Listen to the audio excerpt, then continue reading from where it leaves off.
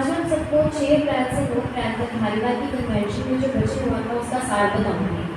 होसना मसीह कलीसिया के चीफ खुदा के नबी पास्टर मुनीर मसीह जी ने उन दिनों में हमें पवित्र आत्मा और ईमान के बारे में बताया था। हमारा ईमान कैसा होना चाहिए? हमारा ईमान खुदा के ईमान के दर्जे तक होना चाहिए। जैसे कि बाइबल में लिखा है कि प्राण देने तक विश्वासी है तो तुझे जीवन का मुकुट मिलेगा। इसलिए हमें अपने आखिरी सांस तक ईमान में और ईमानदारों में बने रहना है।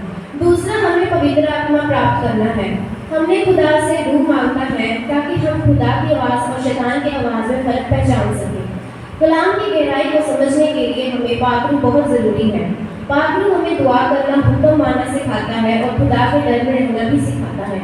जैसे कि 8 अप्रैल की कन्वेंशन तीसरे दिन, उस दिन खुदा के नबी पास्टर सलामत जी ने हमें बताया था कि खुदा के खादम ईमानदारों के लिए हमेशा खड़े रहते हैं, उनकी हिफाजत के लिए और उनमें खुदा के बेटे की सूरत बनाने के लिए। और उन्होंने ये भी बताया था कि बाइबल में ये लिखा है कि प्रभु यीशु मसीह जी पिता के दाहिने हाथ खड़े हैं हमारी सिफारिश के लिए, क्योंकि जब भी शैतान हमारे विरोध में खुदा से कुछ कहता है तो वे पिता के सामने हमारी सिफारिश करते हैं। जैसे बाइबल में यह भी लिखा है कि प्रभु यीशु ने अपने चेलों से कहा कि मैं जाता हूँ और तुम्हारे लिए एक सहायक भेजूंगा जो पवित्र आत्मा होगा।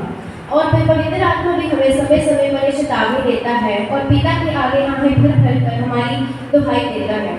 इस तरह खुदा के खादमों ने भी उस दिन कन्वेंशन में उसके दौरान खुदा की रूह के द्वारा हमें यह चेतावनी दी थी कि हमें इन दिनों में पागल पाना है और ईमान में बहुत मजबूत होना है, क्योंकि इस समय की कलीसिया आपकी संतान है। और मैं खुदा के खादमों से यह विनती करती हूँ कि वे हमारे लिए प्रार्थना करें कि हम भी इस वचनों को पूरा करने वाले हो सकें। सबको जय मसीह।